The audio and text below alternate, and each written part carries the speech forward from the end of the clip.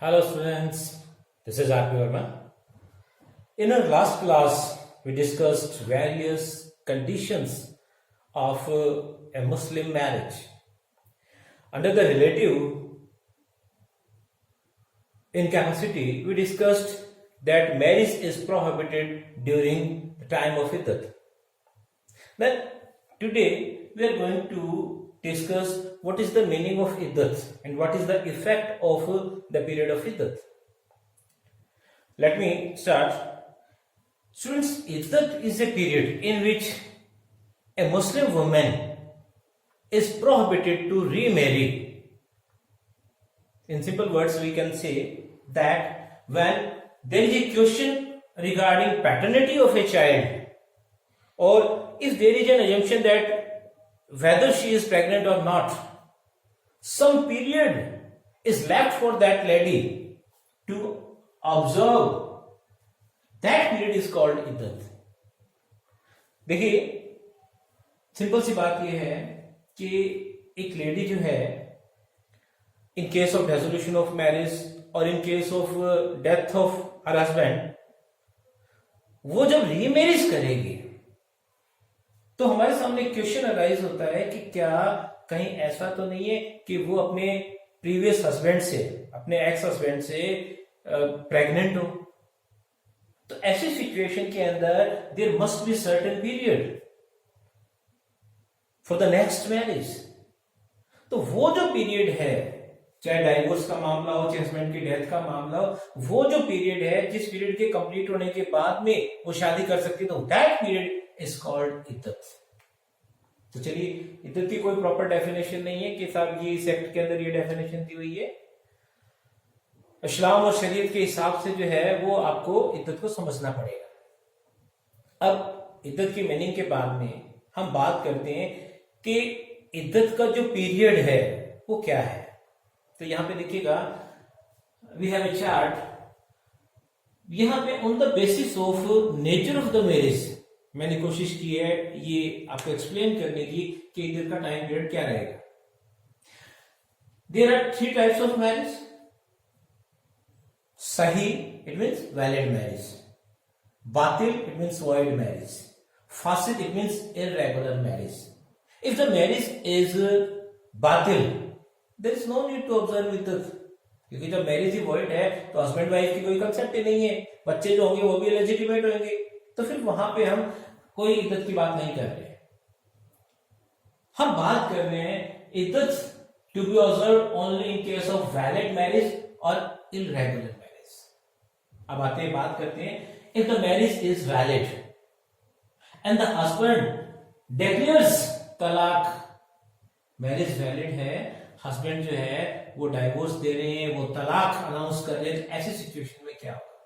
देखिएगा, तलाक का चैप्टर हमें फुल फ्लैश करना है। तलाक अल सुन्नत, तलाक अल बिद्दत, ठीक है, तलाक अल बिद्दत यानी कि ट्रिपल डाइवोर्स, जिसको Shayara Bano versus union of India के मामले में, उससे पहले शमीम वाला वर्सेस यूनियन ऑफ इंडिया के मामले में इनवैलिड डिक्लेयर किया गया, लेकिन हम उसकी डेफिनेशन जरूर देखेंगे। तो चाहे तलाक अल सुन्नत का मामला हो, चाहे तलाक अल बिद्दत का मामला हो, तलाक अल सुन्नत में भी तलाक हसन और तलाक हसन 2 तरह के आपके टाइप्स होंगे। तो अगर तलाक का मामला है तो जो तलाक की प्रोसेस है, जैसे ही तलाक की प्रोसेस कंप्लीट होती है, इद्दत का पीरियड स्टार्ट हो जाता है। अब अगर यहां पे तलाक के अहसन है तो उसमें खाली एक सिंगल प्रोनाउंसमेंट होती है, क्या डाइवोर्स दी, मैं तुझे तलाक देता हूं, उसके बाद में 3 मंथ जो है वो चीज आपकी रिवोकेबल रहती है। तो इसका मतलब ये हुआ, जैसे ही हस्बैंड ने फर्स्ट टाइम अनाउंस किया कि भाई मैं तुझे तलाक देता हूं, उसी टाइम जो है वो लेडी का इद्दत का पीरियड स्टार्ट हो जाएगा। और इसी तरह से तलाक हसन की बात करें तो तलाक हसन में वो 3 टाइम अलग अलग बार तुहर का पीरियड होता है लेडी का, 3 टाइम्स जो है वो डिक्लेयर करता है, एक साथ नहीं, एक साथ करेगा तो तलाक अल बिद्दत में चला जाएगा। 3 different times when the wife is in तुहर, ठीक है, अगर वो तुहर की अवस्था में, तो 3 बार यानी कि 3 तुहर की बात हो रही है यहाँ पे, फर्स्ट तुहर, सेकंड तुहर, और जैसे वो थर्ड तुहर के अंदर यानी कि थर्ड अनाउंसमेंट होती है, तब प्रोसेस कंप्लीट मानी जाती है और लेडी का इद्दत स्टार्ट हो जाता है। और इसी तरह से अगर तलाक अल बिद्दत की बात करें फॉर नॉलेज, तो तलाक अल बिद्दत में वो एक साथ 3 बार बोलेगा कि मैं तुझे तलाक देता हूँ, तलाक देता हूँ, तलाक देता हूँ। तो जैसे ही वो तीसरी बार बोलेगा एट द सेम टाइम जो है वो तलाक की प्रोसेस कंप्लीट मान ली जाती है एंड इद्दत स्टार्ट्स। तो आप ये थोड़ा सा ध्यान रखिएगा क्योंकि बहुत ज्यादा कंफ्यूजन रहती है बच्चों के अंदर। इद्दत का मीनिंग क्लियर हो गया, इद्दत का टाइम पीरियड भी हमें याद रह जाएगा, लेकिन प्रॉब्लम आती है इद्दत का टाइम स्टार्ट कब होगा। तो ये आपके सिचुएशन पे डिपेंड करता है। अब देखिएगा अगर वैलिड मैरिज है तो वैलिड मैरिज के अंदर इन केस ऑफ डाइवोर्स, मतलब मैरिज वैलिड है और हस्बैंड जो है वो अपनी पत्नी को डाइवोर्स दे रहा है, तलाक दे रहा है, तो ऐसी सिचुएशन के अंदर 3 कोर्स ऑफ मेंस्ट्रुएशन, अगर लेडी जो है वो सब्जेक्ट टू मेंस्ट्रुएशन है तो ऐसे सिचुएशन के अंदर 3 मेंस्ट्रुएशन पीरियड उसको वेट करना पड़ेगा। अगर इन 3 मेंस्ट्रुएशन पीरियड के अंदर ये चीज कंफर्म हो जाए कि वो प्रेग्नेंट है, तो जब तक बच्चा डिलीवर नहीं हो जाता, दुनिया में नहीं आ जाता, तब तक आपका इद्दत चलता रहेगा। Otherwise 3 course of menstruation period जैसे खत्म होगा, इद्दत की कंप्लीट मान ली जाएगी। अब वो लेडी दूसरी मैरिज कर सकती है, कोई प्रॉब्लम नहीं है। फिर उसके बाद में है 3 ल्यूनर मंथ्स। मान लीजिए कि वो अभी लेडी जो है वो बच्ची है, और बच्ची है या फिर बहुत ओल्ड एज के अंदर है और उनका कोई मेंस्ट्रुएशन पीरियड जो है वो नहीं है, तो ऐसी सिचुएशन में 3 ल्यूनर मंथ्स यानी कि 3 चंद्रमास। तो अगर मेंस्ट्रुएशन है तो 3 कोर्स ऑफ मेंस्ट्रुएशन उसको वेट करना पड़ेगा, और अगर मेंस्ट्रुएशन नहीं है तो 3 ल्यूनर मंथ, 3 चंद्रमास। और यहां पर अगर 3 कोर्स ऑफ मेंस्ट्रुएशन, इसका मतलब मैरिज कंज्यूम तो हुई हुई है। तो ऐसी सिचुएशन में अगर पता लग जाए कि वो प्रेग्नेंट है, तो जब तक बच्चे की डिलीवरी नहीं हो जाती तब तक आपका ये पीरियड कंटिन्यू रहेगा। तो ये तो था बच्चों इन केस ऑफ तलाक। ये ध्यान रखिएगा कौन सी मैरिज की बात कर रहे हैं, वैलिड मैरिज की बात कर रहे हैं। And now we have to see in case of death. तो अब यहां पे हस्बैंड की डेथ हो चुकी है, तो ऐसी सिचुएशन में क्या आएगा, 4 months 10 days, तो लगभग 130 दिन हो गए। तो 4 महीने 10 दिन जो है उसको इद्दत फॉलो करनी पड़ेगी। तो स्टार्ट कब हो जाएगी, जैसे हस्बैंड की डेथ हुई ना, एक तरह से डाइवोर्स तो उसी दिन कंप्लीट मान लो, तो जैसे उसकी डेथ होगी उसी दिन से आपके 4 महीने 10 दिन काउंट होना शुरू हो जाएगी। अब यहां पर देखिएगा इन बिटवीन पता लगता है कि शी इज प्रेग्नेंट। अगर यहां पता लगता है कि वो प्रेग्नेंट है तो 4 महीने 10 दिन पे नहीं, जब तक बच्चा डिलीवर नहीं हो जाता, दुनिया में नहीं आ जाता, तब तक आपका इद्दत का पीरियड चलता रहेगा। तो यहाँ एक बात और समझिए, मान लीजिए कि आदमी की डेथ के चौथे दिन ही लेडी प्रेग्नेंट जो है वो प्रेग्नेंट तो पहले थी और उसकी डिलीवरी होगी, या महीने बाद ही होगी, यानी कि 4 महीने 10 दिन से पहले ही होगी, तो भी कम से कम 4 महीने 10 दिन उसको इद्दत का पीरियड ऑब्जर्व करना पड़ेगा। अब एक बार वापस इधर आ जाइए, यहां पे लेडी को 3 कोर्स ऑफ मेंस्ट्रुएशन जो है वो ऑब्जर्व करने। अभी उसके 2 पीरियड थे वो उसने ऑब्जर्व किए, वो तीसरे पीरियड में थे। इन बिटवीन जो है उसके हस्बैंड की डेथ होगी। तो अब यहां पे जैसे उसके हस्बैंड की डेथ होगी उसी दिन से आपको 4 month 10 days शुरू से काउंट करने पड़ेंगे। तो ये बच्चों यहां पे कोई कंफ्यूजन नहीं है, आप इसको बहुत अच्छे से समझ लीजिएगा। अब आती है बात अगर मैरिज हो इर्रेगुलर यानी कि फासिद। तो भाई अगर फासिद मैरिज है तो यहां पे देखिएगा डाइवोर्स और डेथ के मामले में क्या है। अगर हम बात करें डाइवोर्स की तो ये ध्यान रखिएगा मैरिज क्या है, इर्रेगुलर है। अब यहां पर 2 सिचुएशन हो सकती है।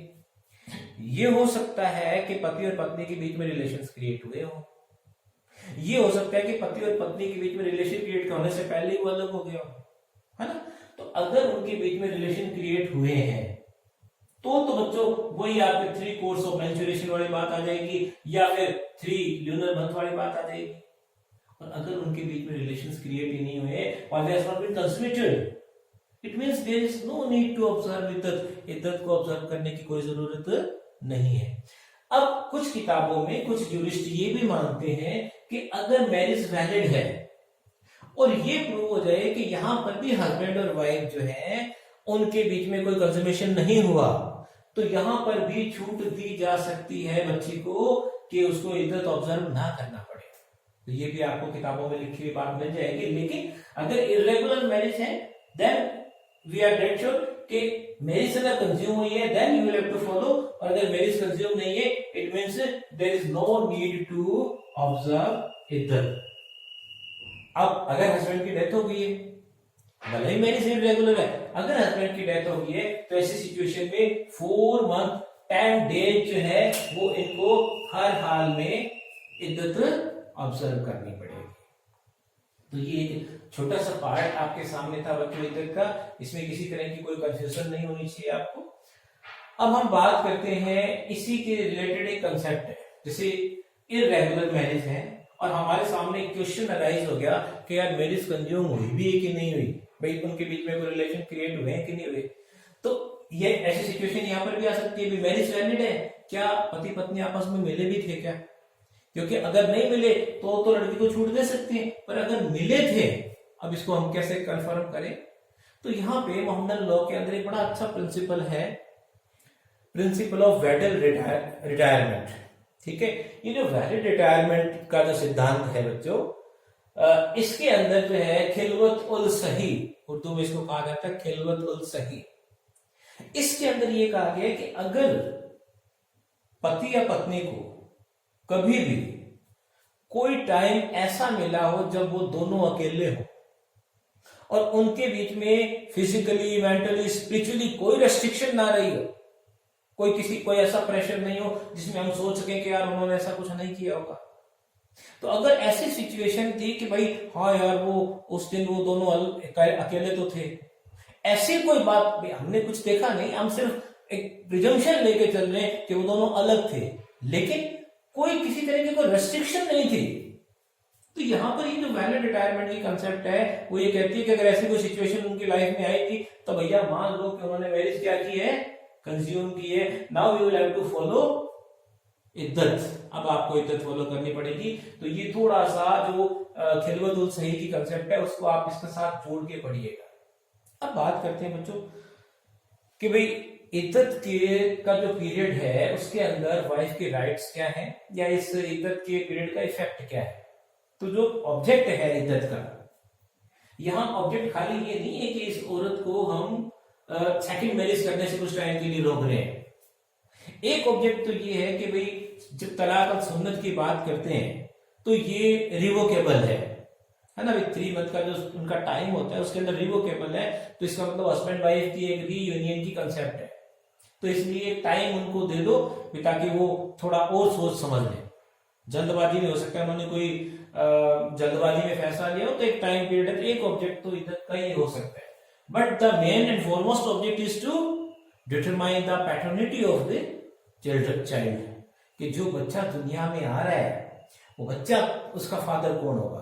तो ये 4 महीने 10 दिन अगर उसके हस्बैंड की डेथ हो गई है, या फिर यहाँ पे ये 3 कोर्स ऑफ मेंस्ट्रुएशन, तो ऐसी सिचुएशन में जिसने डाइवोर्स दिया या जिसकी डेथ हुई है उसको माना जाएगा उस बच्चे का फादर।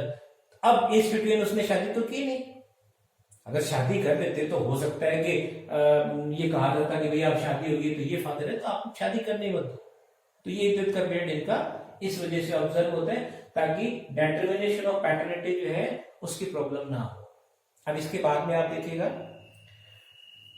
जब तक इद्दत का पीरियड चलता है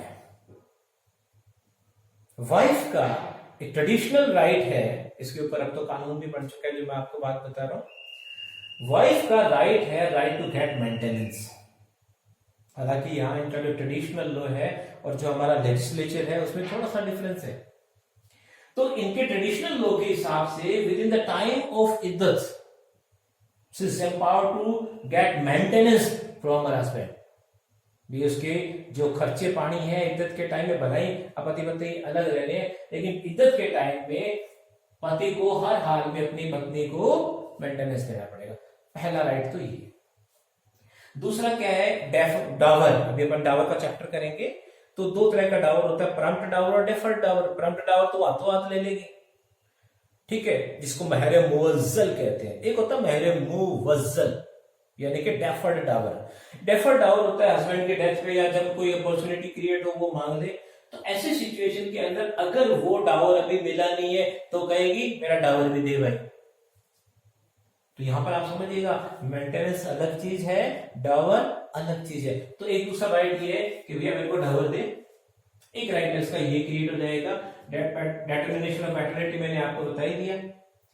अब यहां पर आप ये समझिएगा, मैरिज की कंसेप्ट है, यानी कि जब तक इद्दत नहीं होता तब तक लड़की के लिए टोटल प्रोहिबिशन है कि वो रीमैरिज नहीं कर सकती। अब बात करते हैं हस्बैंड की।